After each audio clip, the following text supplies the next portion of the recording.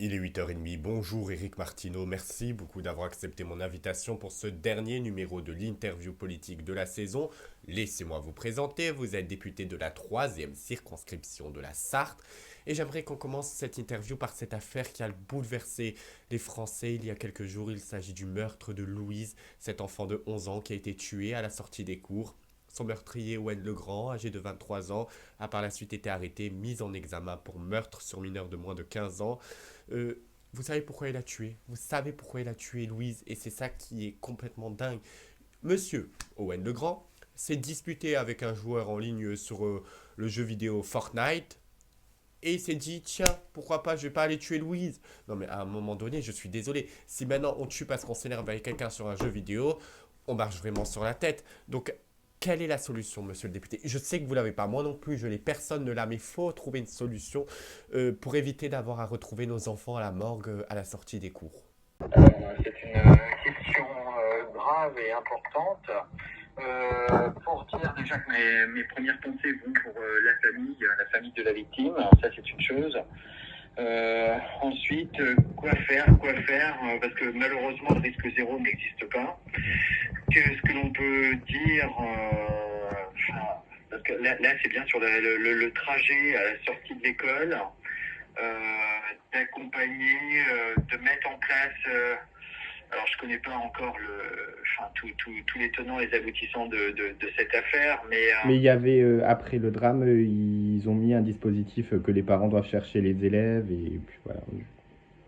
ouais, oui, mais c'est vraiment triste d'en arriver là, quoi. Surtout qu'en plus le profil apparemment du tueur, hein, du meurtrier, est un profil où on pourrait, je veux pas dire, Oui, alors il est décrit comme quelqu'un de violent et agressif.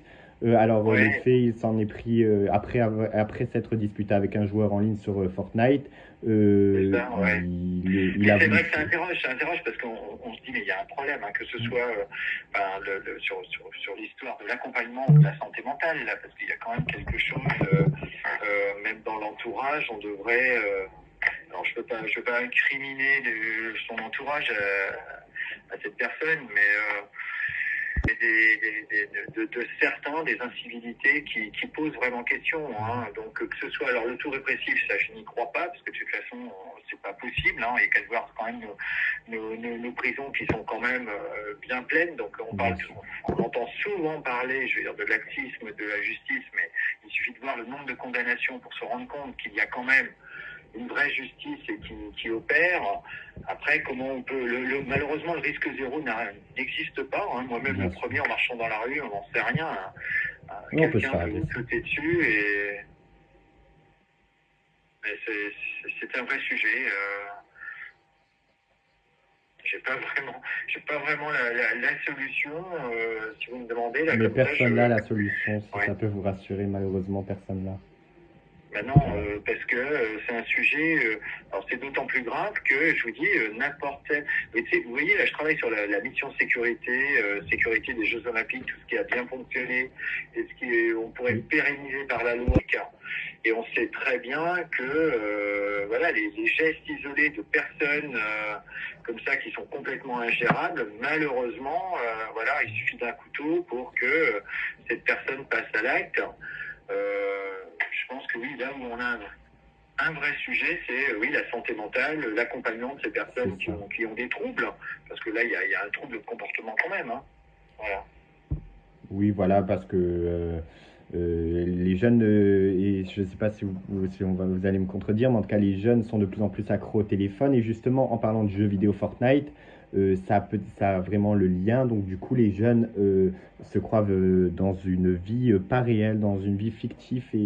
Et donc, il faudrait qu'ils passent moins de temps devant les écrans. Il y avait d'ailleurs le président Macron, lors d'une conférence de presse l'année dernière, avait souhaité un dispositif sur ça, si je ne me trompe pas.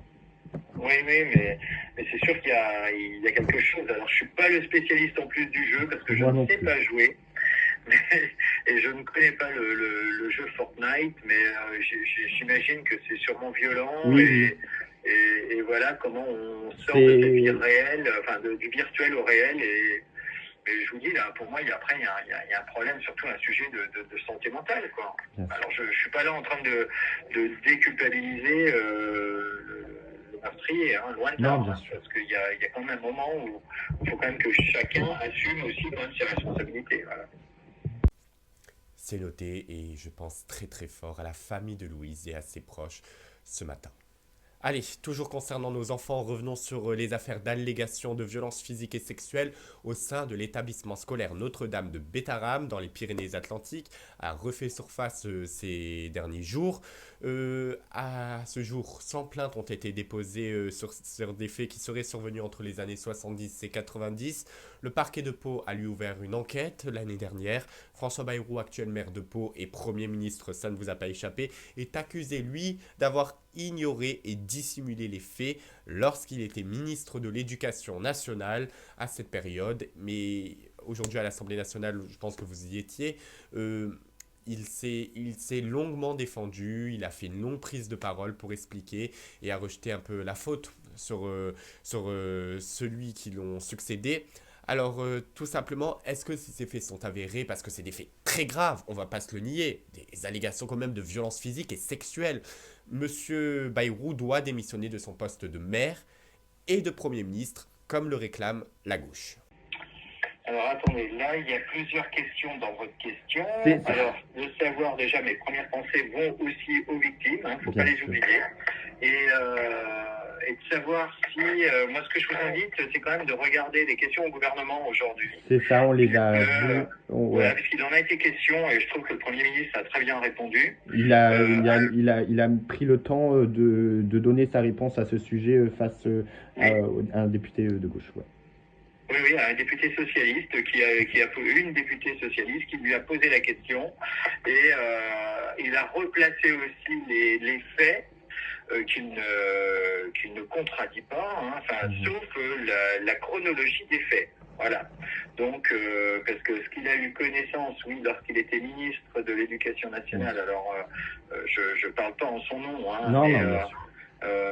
moi, de ce que j'ai compris dans l'histoire, c'est qu'il a eu connaissance lorsqu'il était ministre de l'Éducation nationale de coups, enfin voilà, d'une plainte pour une gifle ou quelque chose, d'actes violents, mais pas de violence sexuelle. Et il y a même eu enquête. Et par contre, après, justement, il en a parlé là tout à l'heure, lorsqu'il y a eu les plaintes, lui n'était plus ministre de l'Éducation C'est ça. nationale. Et Voilà. il a parlé de celui qui les ont succédés, je pense à Madame Vous avez des Royal. coupures, hein, dans le coup, ça vient pas de mon téléphone, ça doit venir du vôtre, mais allez-y, je n'ai pas entendu. Ah ok, oui, alors je vais me rapprocher du micro. Alors j'ai dit il en a parlé de celui à qui ils ont succédé, j'y arrivé, comme Madame Royal qui l'a succédé par la suite. Eh ben voilà, en fin de compte, voilà pourquoi les ministres de l'Éducation nationale qui lui ont succédé n'ont pas diligenté d'enquête. Alors c'est vrai que ça pose quand même question. On charge a posteriori, et en reprenant la chronologie des faits, moi je vois pas.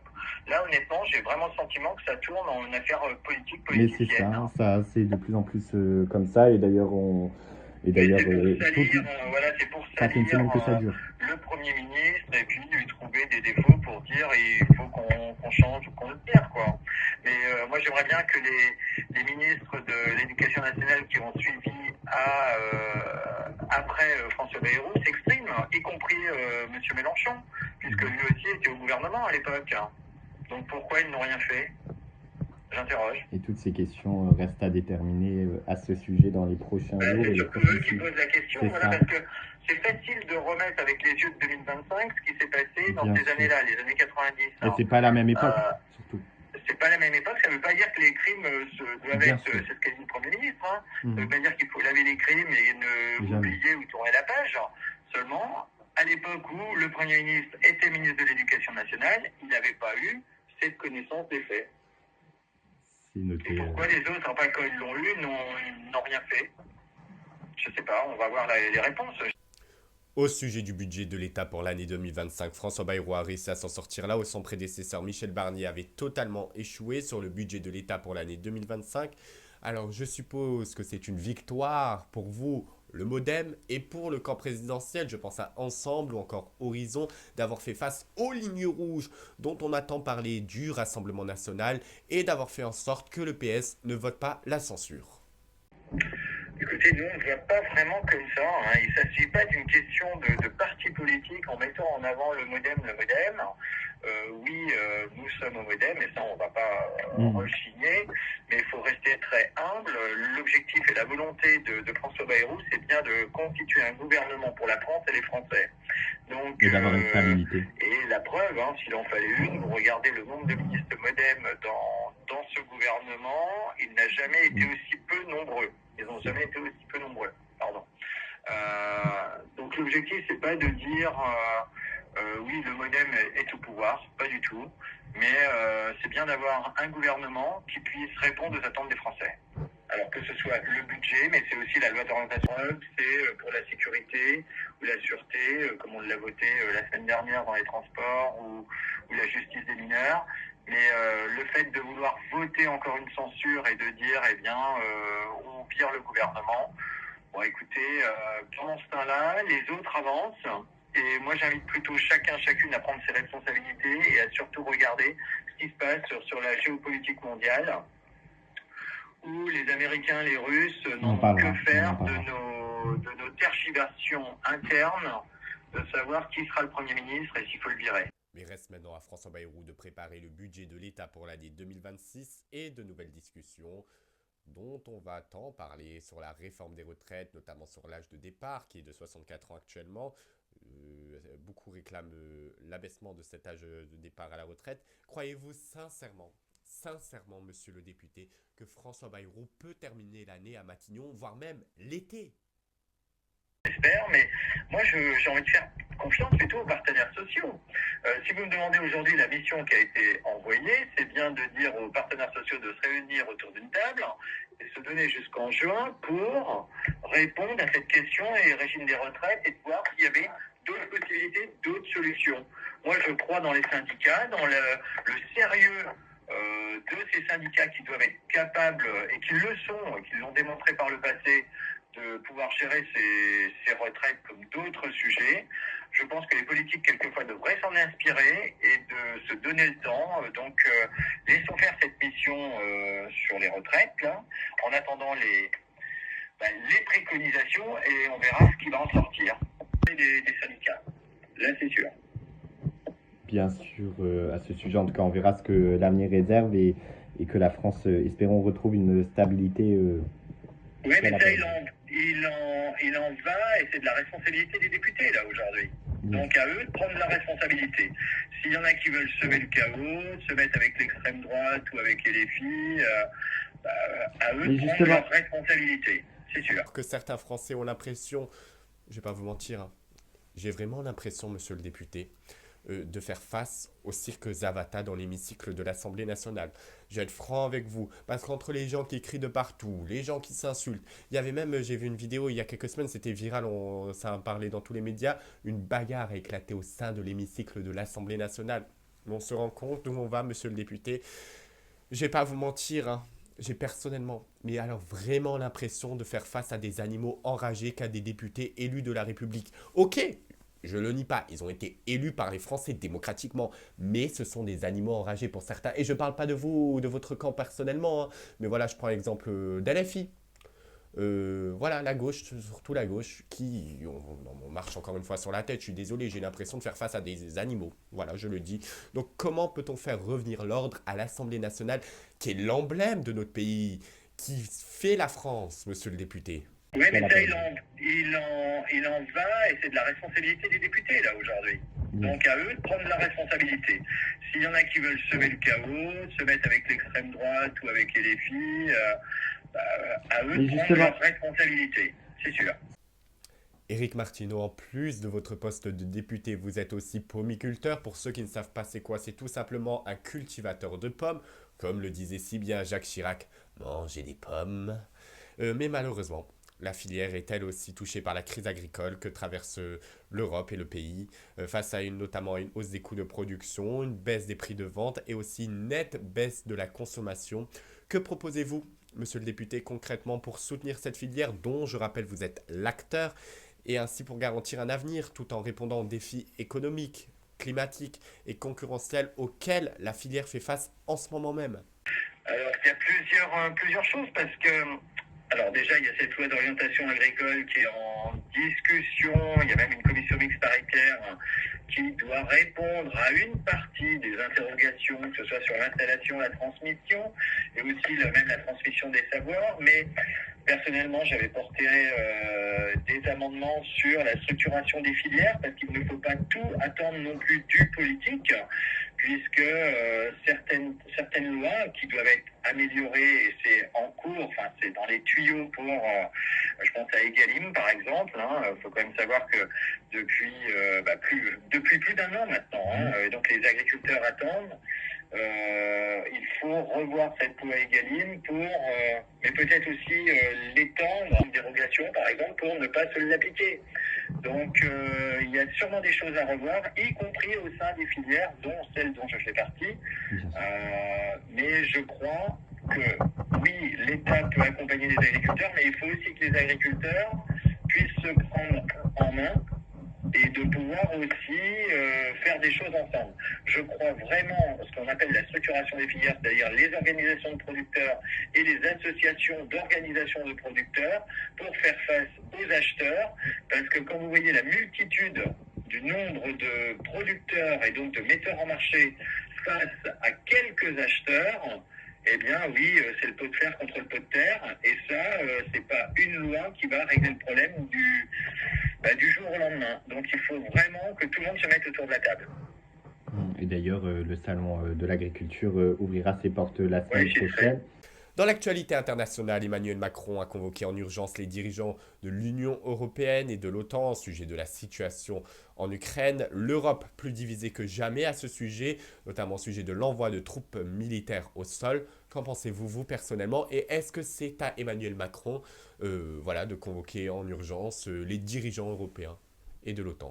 Alors, surtout, la vraie question, c'est de savoir qu'est-ce qui va se passer dans les jours et les mois à venir. C'est ça. Parce qu'aujourd'hui, c'est quoi le constat? C'est que vous avez les États-Unis qui veulent négocier avec la Russie du sort de l'Europe sans que l'Europe s'invite à cette table des négociations.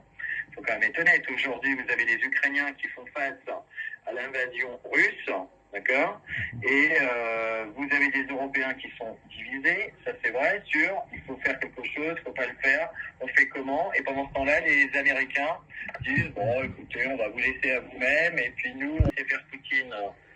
Je pense qu'entre chefs d'État, oui, de s'interroger et de se dire, il faudrait peut-être qu'on se réunisse pour voir ce que l'on peut faire, je pense que ça a vraiment du sens, oui. Mais d'ailleurs, Emmanuel Macron avait reçu au téléphone Donald Trump juste avant la réunion et Zelensky juste après la réunion. En tout cas, il y a eu aussi une réunion en Arabie Saoudite aujourd'hui entre la Russie et les États américains. À voir ce que cela donnera. Et également, une rencontre est prévue très prochainement entre Poutine et Donald Trump. En tout cas... Voilà, et pas forcément les Européens. Et c'est là que vous voyez, nous, ça fait partie de nos préoccupations premières. Ok, il y a les préoccupations des Français, mais la sécurité et notre position en Europe et dans le monde, il serait grand temps que chacun se réveille. Il ne s'agit pas de faire peur aux gens, mais bien d'être conscient que pendant que certains déposent des motions de censure pour savoir si on fait comme ça, ou les mots qu'on doit utiliser, ceux qu'on ne doit pas utiliser, pendant ce temps-là, il faut savoir qu'il y en a qui sont en train de décider de notre avenir. Et ce serait bien que nous participions aussi à cette discussion autour de la table. Et bien sûr, car d'ailleurs François Bayrou a dit qu'on n'est jamais aussi proche de la guerre que depuis 1945. Il a dit ça aujourd'hui, c'est ce que j'avais vu. Oui, mais c'est une réalité. Mais c'est vrai. C'est une réalité. J'aimerais maintenant, monsieur le député, qu'on parle un instant de Gaza. Gaza, où actuellement un cessez-le-feu a lieu pour la libération d'otages et de prisonniers palestiniens aussi. Mais cette idée de Donald Trump, je ne sais pas, vous me dites ce que vous en pensez, de transformer Gaza en Riviera. À Gaza, je le rappelle, il y a eu très précisément 48 000 Palestiniens qui ont perdu la vie, dont plus de 15 000 enfants. Et M. Trump trouve la merveilleuse idée de transformer Gaza en Riviera, sous le sourire de Benjamin Netanyahou d'ailleurs. Est-ce que pour vous, il s'agit d'une bonne idée ou d'un énième dérapage de M. Trump? Bon, bah, je crois que franchement, il ne faut pas écouter tout ce que dit le président américain, parce que là, on est dans le populisme et dans la démagogie totale. Écoutez, je ne ferai pas de commentaires sur ce genre de propos, parce que c'est franchement, Oui, c'est sûr. c'est nier la réalité, c'est du grand n'importe quoi, et c'est pour faire parler. Donc je pense qu'il faut être plus sérieux que lui, et c'est du grand n'importe quoi, oui. Allez, monsieur le député, il est l'heure d'ouvrir notre page consacrée à votre circonscription. J'ai 3 questions pour vous. Je rappelle que vous êtes député de la 3e circonscription de la Sarthe. Tout d'abord, avant de commencer les 3 questions, qu'est-ce que vous évoque la Sarthe à vous, monsieur le député Éric Martineau? Alors, c'est un département où j'ai toujours vécu, où j'ai grandi. Bon, pendant mes études, non, j'étais obligé de partir, mais c'est un département qui mérite à être connu. Il est reconnu pour ses 24 heures du Mans, mais c'est pas uniquement, hein. Il n'y a pas que le sport automobile. Vous avez aussi des productions agricoles qui sont notoires et remarquables. Je pense, bah oui, forcément aux rayettes du Mans et des poulets de Loué, mais il y en a d'autres. Mais c'est aussi des technologies qui sont liées, comme je vous disais, à l'automobile. La recherche, que ce soit des combustibles, tout ce qui est de cet univers de la mécanique. C'est un département qui est entre la mer et Paris, donc qui mérite à être connu. Et franchement, je vous invite à venir, que ce soit Le Mans, la vallée du Loir ou le nord de la Sarthe. Il y a vraiment des paysages remarquables. Et j'ai pas eu encore l'occasion d'aller dans la Sarthe, mais en tout cas, je m'y rendrai avec plaisir car ça a l'air d'être un très beau département. Allez, commençons par la première question, l'accès aux soins. Alors que la pénurie de médecins, on en parlait beaucoup ces derniers temps, et la difficulté d'accès dans certaines communes de votre circonscription et pas que, et là, quelle action, monsieur le député, comptez-vous prendre pour lutter contre la désertification médicale et pour faire venir les médecins qui se font rares de nos jours? Écoutez, moi je fais partie de ces députés qui déjà en 2023 avaient voté pour donner les moyens à l'ARS d'interdire l'installation de médecins dans les zones surdotées. Donc je n'ai pas attendu 2 ans pour réagir. Je facilite aussi l'installation de médecins venant, y compris de l'étranger, sur mon territoire. Je sais que c'est pas si facile que ça, parce que de toute façon, celui qui va vous promettre de mettre des médecins comme ça de but en blanc, ça c'est de la démagogie et ce n'est pas vrai. Bon, par contre, la bonne nouvelle, c'est qu'avec la fin du numerus clausus, avec les nouveaux étudiants, on peut espérer à partir de 26 revoir même des médecins stagiaires qui vont revenir. Je travaille aussi avec d'autres députés pour donner les possibilités de s'installer et faciliter justement les installations dans les zones en désert de santé. C'est noté. Monsieur le député, quelles sont vos priorités pour dynamiser tout simplement l'économie locale et favoriser la création d'emplois dans les communes rurales de la 3e circonscription de la Sarthe? Alors déjà, mieux faire connaître notre territoire pour Bien attirer sûr, des vous l'avez entreprises. dit. Mhm. C'est déjà le cas parce qu'il faut saluer. Alors oui, il y a des entreprises qui vont pas bien et qui ferment. C'est le cas par exemple de Valeo, de Méral, voilà. Mais il y a aussi des entreprises qui arrivent, qui s'installent. Je pense à Bessay-sur-Bray par exemple avec Manicare, mais c'est aussi là avec l'intelligence artificielle, à Bessay-sur-Bray encore, des emplois qui vont se créer par rapport à l'IA, mais c'est 120 personnes de prévues. C'est aussi l'industrie du luxe, c'est aussi où là on a oui, des entreprises de maroquinerie qui travaillent pour les grandes marques. Et alors ok, il y a des choses qui vont pas bien, mais il y a des choses qui vont très bien. Et enfin, dernière question concernant votre circonscription. De nombreuses communes rencontrent des difficultés au service public. Je pense à la santé, on en parlait il y a quelques instants avec la crise dans les hôpitaux, les transports ou bien encore l'éducation. Quelles sont vos actions que vous envisagez pour améliorer cette situation? Saluer justement la coopération entre l'État et les communautés de communes et les collectivités locales pour la mise dans les territoires. C'est aussi des bus, des minibus pour la santé. Mais c'est aussi, oui, avec France Service, des services de l'État au plus proche des concitoyens. Si vous avez un problème, vous pouvez aller là où il y a un France Service. Et au sein des communes et des communautés de communes, moi je ne peux que saluer l'investissement collectif de tous et qui remet l'État au service de ses concitoyens. juste avant, monsieur le député, de nous quitter. Oui, c'est déjà l'heure. On va jouer à un jeu si vous le voulez bien. C'est très vite, hein, vous allez voir, qui s'appelle Qui préfères-tu? Très simple, deux possibilités de réponse. À vous de choisir celle qui vous correspond le mieux. C'est parti. Hanouna à l'Élysée en 2027, pour ou contre? Hanouna à l'Élysée? Bien sûr, parce que oui, ça a été C'est une revenu bonne ces derniers question, temps. ça, oui. Ok. C'est sûr. Si, admettons, il y a un deuxième tour de la présidentielle entre Attal et Édouard Philippe, ce sera qui pour vous? Oh, bah alors là, j'en sais rien. Non, non, mais là.